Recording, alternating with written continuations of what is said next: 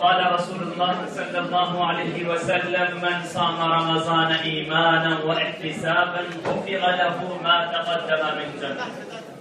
صدق الله وصدق رسوله النبي الكريم. أما بعد. ابھی کچھ دیر پہلے ایک نوجوان ساتھی مجھ سے ملا اور اس نے کچھ مسائل مجھ سے پوچھے. ذرا عام فہم اور موٹے مسائل تھے.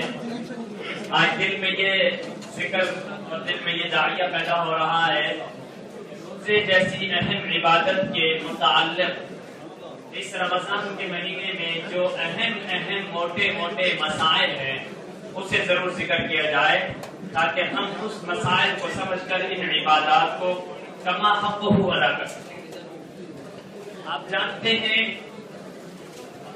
قرآن پاک میں صوم کا جو لفظ ہے یہ 10 مرتبہ استعمال ہوا ہے. یعنی روزے کا کلمہ، روزے کا جو لفظ ہے یہ 10 بار استعمال ہوا اور یہ دین کے اور اسلام کے شعائر میں سے بنیادی عبادات میں سے شامل ہے.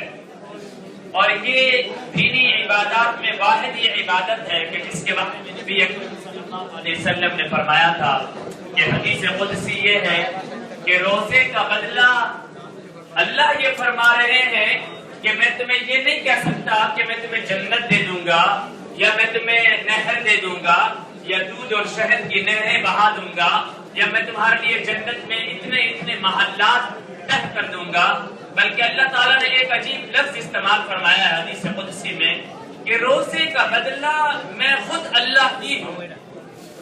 یعنی اس میں اللہ نے الفاظ کو متعین اور مقدار نہیں مقرر فرمائی بلکہ فرمایا ہے کہ میں خود ہی اس کا بدلہ ہوں. چنانچہ اس اہم جیسی عبادت کو صحیح طریقے سے کما حقہ ادا کرنا یہ میرا اور آپ کا دینی اور اخلاقی فریضہ بنتا ہے. ایک نوجوان ساتھی نے مجھ سے یہ پوچھا کہ مفتی صاحب روزے کی حالت میں اگر الٹی آ جائے تو کیا اس سے روزہ ٹوٹ جاتا ہے؟ تو یاد رکھیے کہ روزے کی حالت میں اگر قے اور الٹی آ جائے تو اس سے روزہ نہیں ٹوٹتا. روزے کا الٹی سے کوئی تعلق نہیں ہے. چاہے تھوڑی آ جائے چاہے زیادہ آ جائے اس سے روزہ نہیں ٹوٹتا. مسئلہ کچھ اور ہے، ہم سمجھتے کچھ اور ہے. مسئلہ یہ ہے کہ اگر کسی شخص نے وضو کیا ہوا ہو اور پھر اس کے منہ بھر کر الٹی آ جائے تو اس سے وضو ٹوٹ جاتا ہے، روزہ نہیں ٹوٹتا. ہاں ایک اور صورت ہے کہ اگر کسی شخص کی الٹی آئی ہو اور قے آئی ہو اور آنے کے بعد دوبارہ جان بوجھ کر اس نے دوبارہ اندر لوٹا دیا ہو تو روزہ ٹوٹ جائے گا. ایک مسئلہ ہو گیا. دوسرا مسئلہ، آج کل بہت سے لوگ یہ مسئلہ پوچھتے ہیں کہ مفتی صاحب انجیکشن سے ٹیکا انجیکشن لگانے سے روزہ ٹوٹتا ہے یا نہیں ٹوٹتا؟ تو یاد رکھیے انجیکشن لگانے سے بھی روزہ نہیں ٹوٹتا. اور اس کی دلیل بڑی عجیب ہے. بڑی عجیب فقہاء کرام نے اس دلیل کو پکڑا ہے. نبی اکرم صلی اللہ علیہ وسلم کے زمانے میں ایک صحابی کو بچھو نے ڈس لیا تھا روزے کی حالت میں. اور آپ جانتے ہیں کہ جو بچھو ہوتا ہے یہ جب ڈستا ہے تو اپنا زہر اندر پھینکتا ہے اور اس کا خون چوس لیتا ہے. تو اس پر قیاس کرتے ہوئے یہ حکم دیا گیا کہ جیسے اس وقت ان کا روزہ نہیں ٹوٹا تھا اسی طریقے سے آج اگر کوئی ضرورت کی وجہ سے بیماری کی وجہ سے روزے کی حالت میں انجیکشن لگاتا ہے تو اس سے بھی روزہ نہیں ٹوٹے. بعض لوگ صبح سحری کرتے ہیں اور نماز پڑھتے ہیں، نیند سے اٹھ گئے، اہتمام کیا سحری کا، لیکن وہ آ کر مسئلہ یہ پوچھتے ہیں کہ مفتی صاحب ہم نے دعا نہیں پڑھی تھی سحری کرتے وقت، ہم نے روزے کی دعا نہیں پڑھی تھی، تو کیا ہمارا روزہ درست ہے یا نہیں؟ تو یاد رکھیے نیت کرنا دل کے ارادے کا نام ہوتا ہے. اگر آپ نے دعا نہیں پڑھی لیکن آپ نے نیند سے اٹھے، اپنی نیند کو قربان کیا، سحری کی، تو یہی خود نیت ہے. اسی سے روزہ ٹھیک ہو جائے گا. اس کے لیے الگ سے ورڈز اور الفاظ اور اس دعا کا استعمال کرنا اگرچہ سنت تو ہے لیکن ضروری نہیں. یہ بات میں اس لیے کر رہا ہوں، ہمارے کچھ مسلمان بھائی عام طور پہ نماز میں آتے ہیں، ذرا مسئلے کو سمجھیے گہرائی سے. کئی دفعہ میں نے بھی دیکھا، آپ نے بھی دیکھا ہوگا کہ جب وہ نماز پہ آتے ہیں ادھر امام رکوع میں کیا ہوا ہوتا ہے. اب یہ جو ہمارا ساتھی ہے یہ اس نیت کو زبان سے بولنا شروع کرتا ہے. میں نیت کرتا ہوں 4 رکعت ظہر نماز کی، پیچھے اس امام کے منہ میرا خانہ کعبہ کی طرف، وقت ظہر. ابھی الفاظ استعمال کر رہا ہے، ادھر امام نے اپنے رکوع سے سر اٹھا لیا اور یہ رکعت گئی. تو یاد رکھیے یہ الفاظ استعمال کرنا کوئی ضروری نہیں ہے.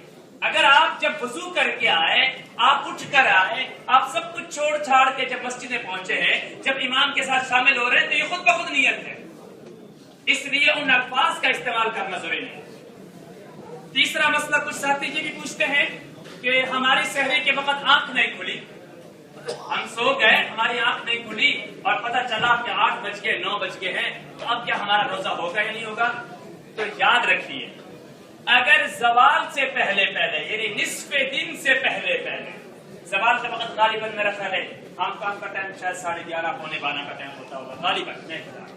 اگر اس وقت سے پہلے اگر کسی ساتھی نے بغیر سحری کیے ہوئے بھی روزے کی نیت کر لی تو روزہ ٹھیک ہو جائے گا اور روزہ اس کا ادا ہو جائے گا. لیکن اگر اس کے بعد اگر وہ لیٹ ہو گیا ہے تو نصف دن آدھا دن بغیر نیت کے گزرا ہے تو روزہ اس کا ٹھیک ہے. مسواک لگانے سے روزہ نہیں ٹوٹتا، البتہ منجن یا ٹوتھ پیسٹ استعمال کرنے سے ڈر یہ ہوتا ہے کہ اس کے ذرات اندر نہ چلے جائے، اس لیے اس سے احتراز کرنا چاہیے. مسواک لگانے سے روزہ نہیں ٹوٹے. بعض لوگ دمے کے مریض ہوتے ہیں، نیبولیزر اور انہیلر استعمال کرتے ہیں. تو یاد رکھیے دمے کے مریض اگر ایسا نیبولیزر اور ایسا انہیلر استعمال کرتے ہیں جس میں دوائی کے اجزاء نہ ہو، صرف و صرف ہوا ہو اور اس ہوا کے ذریعے سے سانس کی آمد و رفت ہوتی ہو، تو اس سے بھی روزہ نہیں ٹوٹے گا. لیکن اگر ایسی انہیلر یا ایسا نیبولیزر استعمال کیا جا رہا ہو جس میں دوائی کے اجزاء شامل ہوں، تو اگر اس کو استعمال کر دیا گیا تو اس سے روزہ ٹوٹ جائے گا. بعض دفعہ چوٹ لگ جاتی ہے یا نکسیر پھوٹ جاتی ہے تو یاد رکھیے خون کے نکل جانے سے روزہ نہیں ٹوٹتا. بعض دفعہ یہ مسئلہ بھی پیش آتا ہے جو عام طور پہ خواتین کے ساتھ پیش آتا ہے کہ دوران روزہ مینسز آ جاتے ہیں یا روزے سے پہلے ان کے ساتھ یہ معاملہ پیش آ جاتا ہے.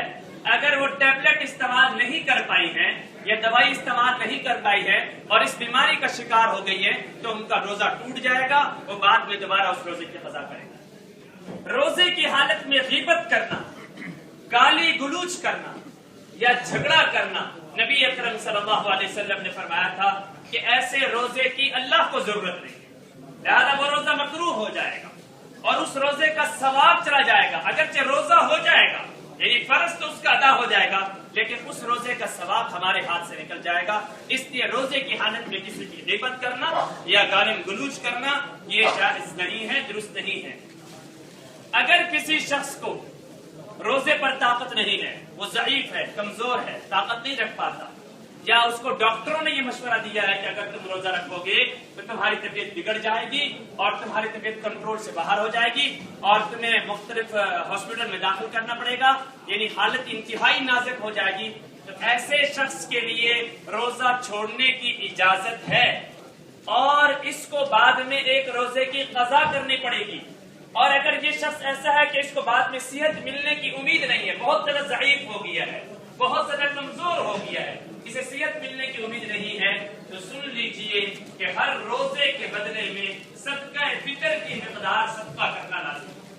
میرا خیال ہے ہانگ کانگ کے اعتبار سے صدقہ فطر کی جو رقم ہے غالباً مجھے مفتی ارشد صاحب کو صحیح معلوم ہوگا، غالباً وہ $30 غالباً بنتا ہے، تو $30 کی مقدار صدقہ فطر کرنا لازمی ہوگا. بعض لوگ یہ ایک مسئلہ پوچھتے ہیں، رات کو بھی مجھ سے ایک ساتھی نے پوچھا کہ مفتی صاحب ہم کسی وجہ سے تراویح نہیں پڑھ سکے تو کیا ہم وتر کی جماعت میں شامل ہو سکتے ہیں یا نہیں؟ تو یاد رکھیے اگر آپ نے فرض پڑھ لیے ہیں اور تراویح کسی وجہ سے آپ نہیں پڑھ سکے ہیں تو اگر آپ نے صرف فرض پڑھ لیے ہیں تو فرض پڑھنے کے بعد آپ وتر کی جماعت میں شامل ہو سکتے ہیں. اور وتر کی جماعت کے لیے فرض کا ہونا لازمی ہے، تراویح کا ہونا لازمی نہیں ہے. اگر کسی وجہ سے تراویح چھوٹ گئی ہے تو اگر آپ نے فرض پہلے پڑھ لیے ہیں، امام کے ساتھ پڑھ لیے ہیں یا اکیلے پڑھ لیے ہیں تو وتر کی جماعت میں شامل ہو سکتے ہیں. آخری ایک مسئلہ آپ کے سامنے ذکر کرنا چاہتا ہوں، وقت قریب ہو چکا ہے. ایک غلط عقیدہ ہمارے پاکستان میں بہت زیادہ پھیلایا جاتا ہے، شاید آپ لوگوں تک بھی یہ عقیدہ پھیل چکا ہو.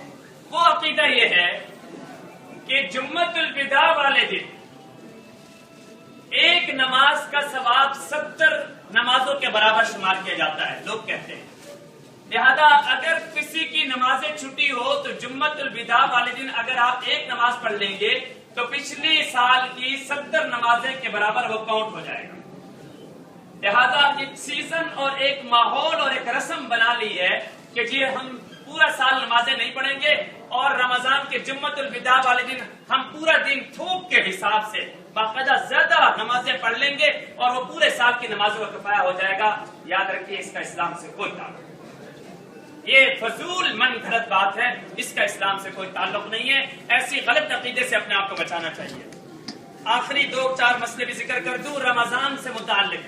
یاد رکھیے 3 چیزوں پر زکوٰۃ واجب ہے: سونا، چاندی، مال تجارت. کسی شخص کے پاس ان 3 چیزوں میں سے کوئی ایک چیز ہے، اس پہ زکوٰۃ واجب ہے. یہ جو ہمارے پاس نوٹ ہوتے ہیں، ہانگ کانگ ڈالر ہوتے ہیں، پیسے ہوتے ہیں، روپیہ ہوتا ہے، یہ بھی در حقیقت سونا ہے. اگر آپ دیکھیں تو اس پیسوں پہ لکھا ہوتا ہے حامل حاضہ کو مطالبے پر ادا کرے گا. یہ گویا بینک میں سونا جمع ہوتا ہے، گویا یہ سونا ہے. لہذا اگر آپ کے پاس 52.5 تولہ چاندی کی مقدار، آپ کو ہانگ کانگ ڈالر کتنا بنتا ہے وہ آپ ذرا جانتے ہیں، اتنی رقم اگر کسی ساتھی کے پاس موجود ہے تو اس پر 1000 روپے کی جگہ پر 25 روپے زکوٰۃ واجب ہے. 2.5% اس پر زکوٰۃ واجب ہوا کرتی ہے، وہ 2.5% دینا ضروری ہے. اور یہ زکوٰۃ آپ اپنے اوپر ابو کو، امی کو، دادا کو نہیں دے سکتے، نیچے بھی نہیں دے سکتے، بیٹے کو نہیں دے سکتے ہیں، بیٹی کو، پوتی کو، پڑپوتی کو نہیں دے سکتے، لیکن برابر سرابر دے سکتے ہیں. کیا مطلب؟ بھائی کو دے سکتے ہیں، بہن کو دے سکتے ہیں اگر وہ مستحق زکوٰۃ ہے. اللہ تعالی ہمیں ان تمام مسائل پر عمل کرنے کی توفیق عطا فرمائے. وآخر دعوانا الحمدللہ.